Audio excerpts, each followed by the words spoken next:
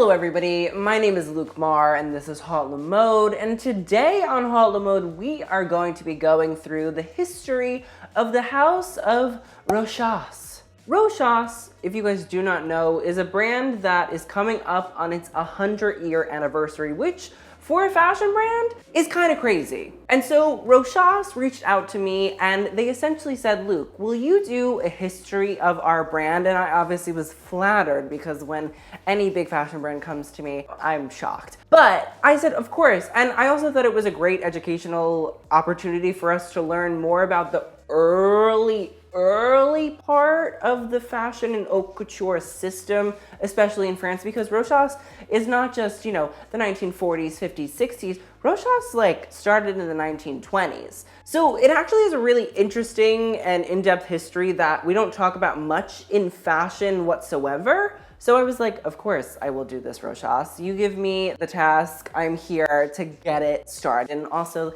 they sent me this beautiful look to wear in the video, done by Federico Corradi. So, hi Federico, you're a star. So without further ado, let's get into this historical ass situation. So there was this baby by the name of Marcel Rochas. Yeah, Rochas, who was born in France in February of 1902. He grew up surrounded by women with a mother and two sisters, which is where many say he got a lot of his artistic intuitions. And while he would grow up to become one of France's most famed haute couturiers and perfumers, as a child, you wouldn't have really thought that was gonna be happening. Marcel, as a child, absolutely hated going fabric shopping, which I love because I hate going shopping with people. And his grandfather was actually a quite well-to-do jewelry seller. And so whilst his grandfather was once having a party with all of his clients there attending, looking at the jewels,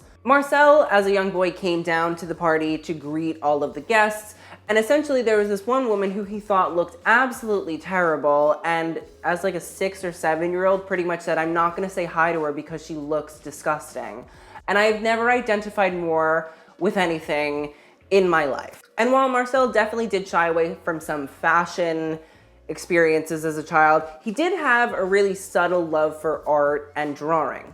Unfortunately, Marcel's father did pass away when he was only 10 years old. And in those days, that meant that Marcel was actually required to pick up the responsibilities his father had unfortunately left behind. Marcel actually was not very good at school, but because of his family's quite high standards, he actually went on to get a bachelor's degree and eventually started to study to become a lawyer. And it happened to be an assistant at a fabric manufacturer.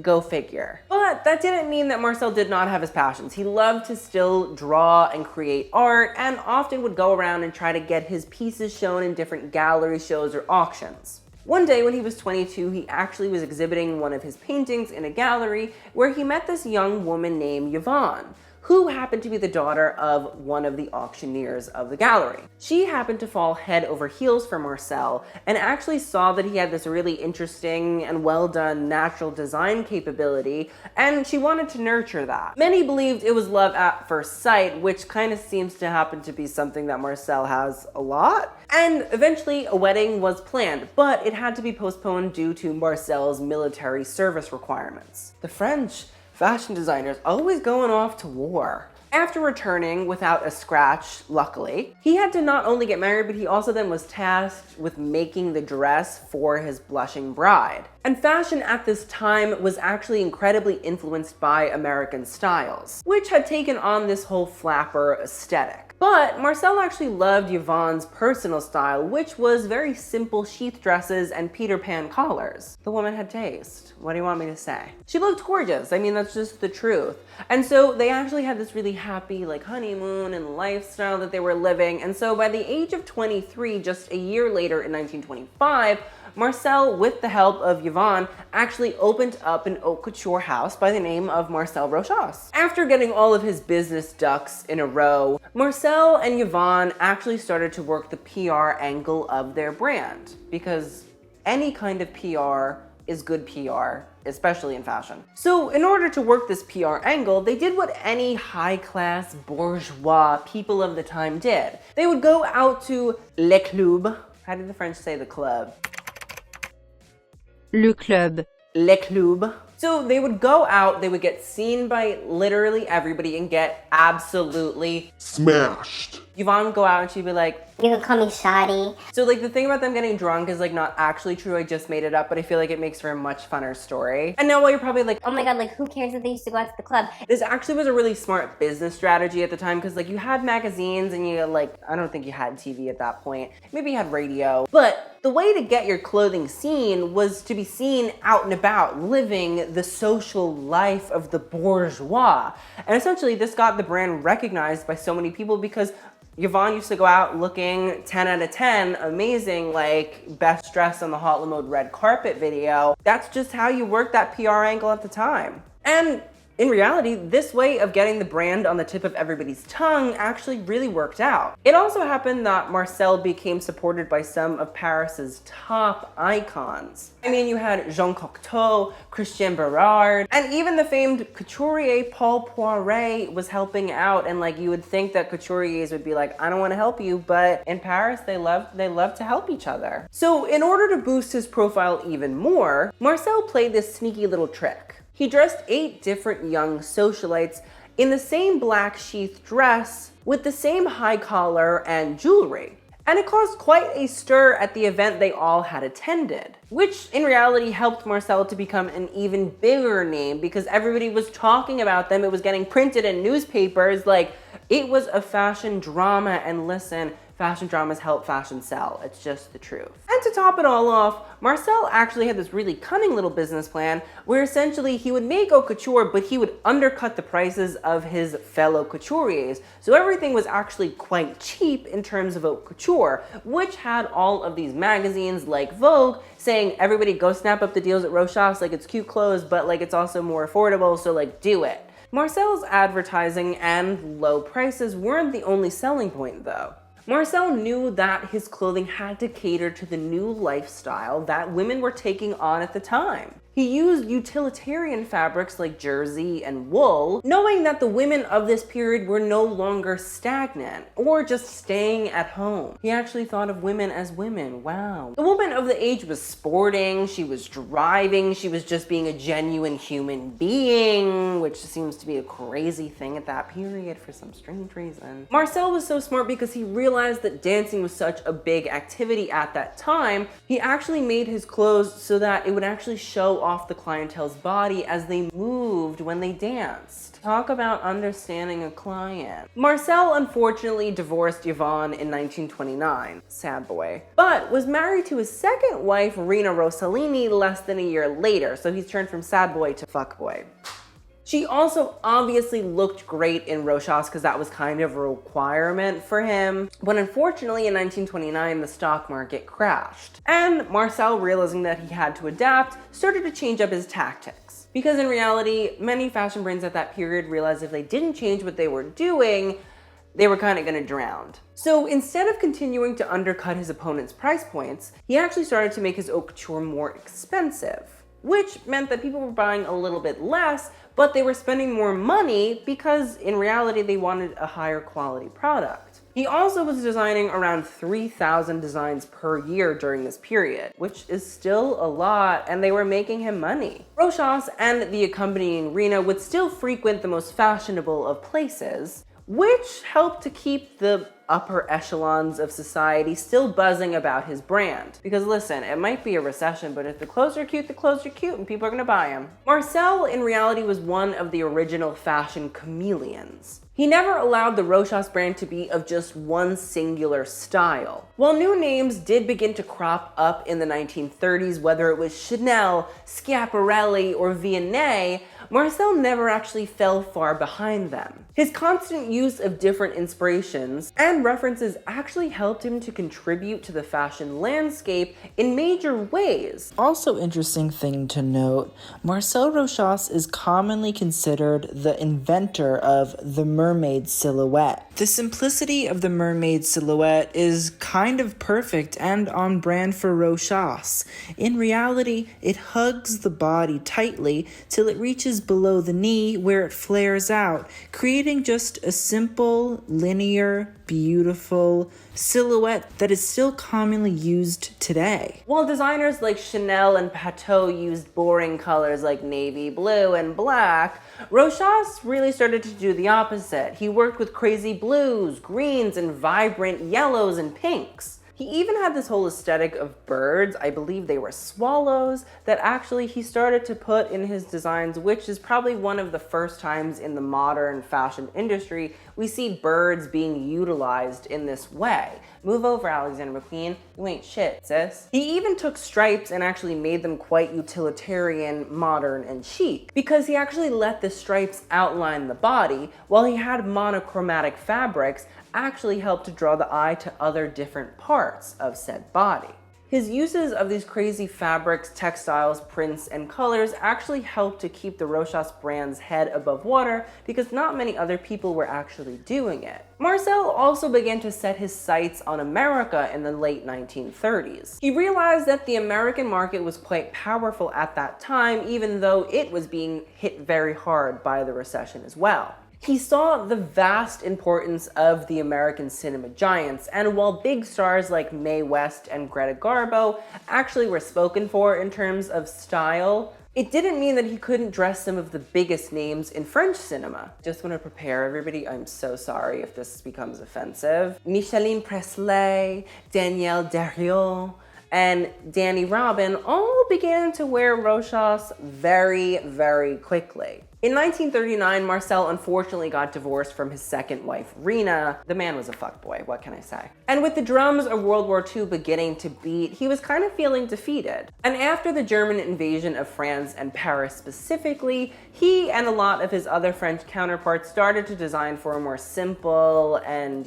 subtle clientele. But luckily, all was not lost. For after his divorce, Marcel was walking one night towards the Paris metro when he saw a young woman who happened to be quite pretty. And so the story goes, Marcel said to said young woman in a, what I would assume is not creepy way, "Mademoiselle, you have a head made for hats," to this young girl named Nellie, who essentially would change her name to Helene, who then would change her name again to Helene Rochas.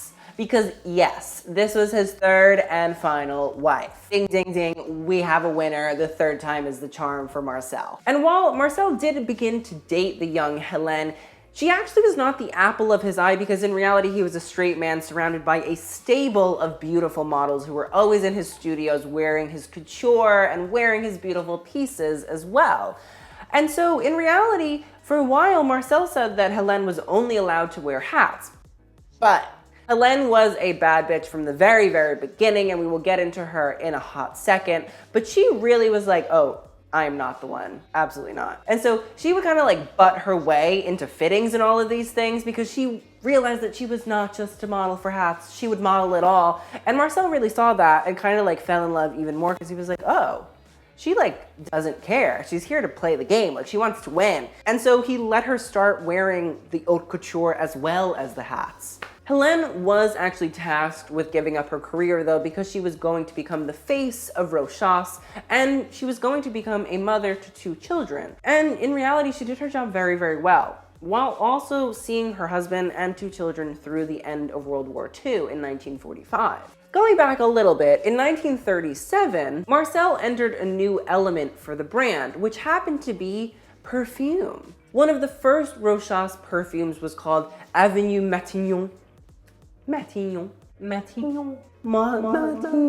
which actually began to compete with big names like Poiret and Chanel. In 1944, he unleashed his most popular scent, which was Femme, which was meant to be the ultimate companion to his clothing. It had different subtle shades of all different types of ingredients. I mean, there was Ypres fruit, ylang ylang, white jasmine, rose, oak moss, peach plum, and musk. It was a major hit. But unfortunately, Marcel began to lose his touch in 1951, as many of his designs were no longer reaching critics or customers that well. And on March 15th, 1955, he actually passed away and left the brand to his wife, Helene.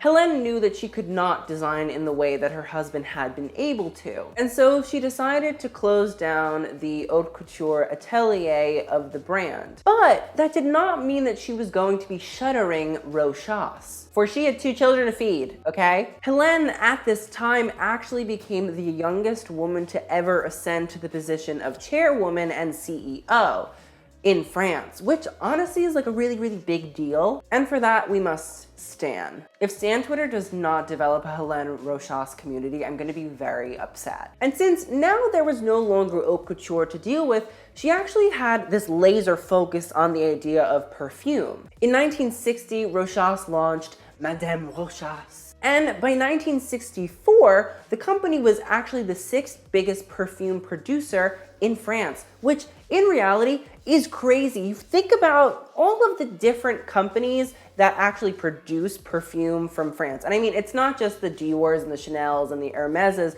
There are a bunch of other brands that actually just produce perfume on their own.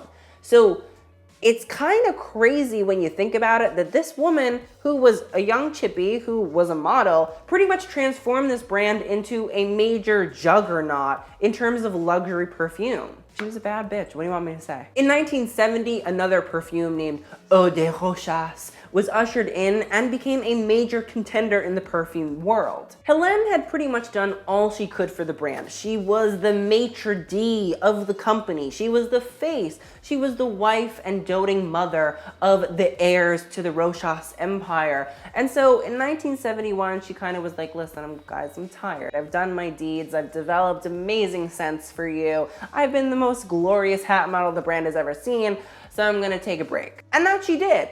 She also happened to sell the company for $40 million, so hashtag bad bitch status. After she left her post as the head honcho of Rochas, Helene was never actually far from the news. She was one of Paris's top socialites before that really was like a thing to be.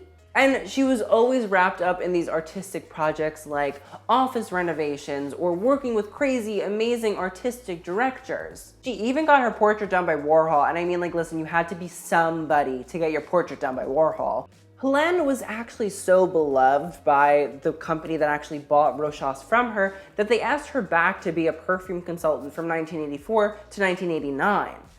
Like, the woman was good. Helene unfortunately passed away in 2011, but will be remembered as one of the youngest, most chic, and most wonderful businesswomen that French luxury has ever seen. Procter & Gamble essentially came on to own the Rochas brand, and in 2002, they were like, ooh, fashion, like, let's make this happen. Let's bring Rochas back from the dead. So they hired this young Belgian designer by the name of Olivier Theyskens, and he took over the creative reins of the brand in 2002. Theyskens was actually brought into the limelight when Madonna wore one of his eponymous label Spring/Summer 1999 dresses on the red carpet. And with Theyskens at the helm, Rochas actually became quite a heavy hitter in the industry. Essentially, he brought back the idea of couture to the brand because that's what it had been known for, but essentially made it for a ready-to-wear market. The collections were breathtakingly beautiful and used the most luxurious materials, fabrics, and cuts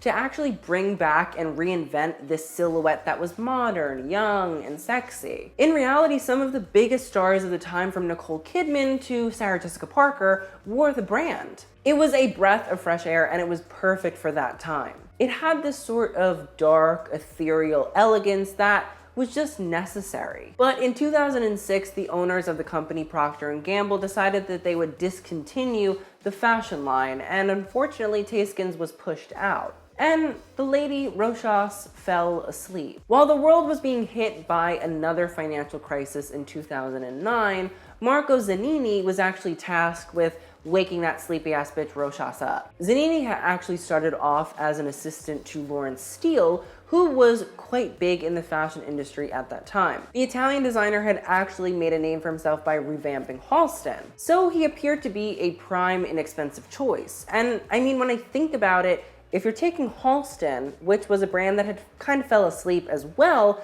after the passing of its eponymous founder, Halston, it kind of seems like the perfect choice. Zanini had trimmed off all the opulence and excess that his predecessor had actually put on the brand. and began to rework it so that it was producing classics and just, you know, pretty dresses. And although he began to experiment a bit more, in 2013 he was also pushed out as well. And then Alessandro Dell'Acqua was hired as the creative director of women's wear.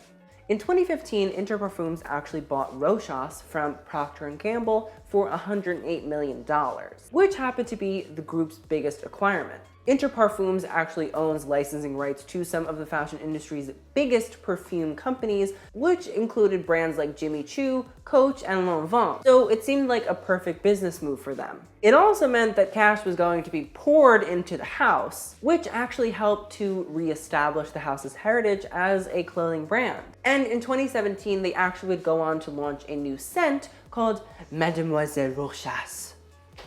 Yeah, I know. I feel like I should be doing commercials for it. Getting back into the fashion, Alessandro Dell'Acqua actually left his own eponymous label in 2010 and actually began to start his own brand called Number 21, which was quite chic and sensible, which made sense for him to go into Rochas. Now, at the helm of Rochas, he's actually injecting some of that opulence and chicness that he's been known for. And he's been delivering quite consistent collections that are actually quite impressive, which also ties into the whole idea of Rochas in and of itself, and even gives a little ode to Helene every once in a while. Dell'Acqua was actually a key factor in why Rochas started to end up on luxury retailer floors, and his really creative and interesting accessories actually helped to give the brand some creative collateral as well. The clothing exudes that same elegance that it was known for, but at the same time sort of takes on the youth and modern as Marcel did way back when. And he's also not afraid to take on the whole idea of color and prints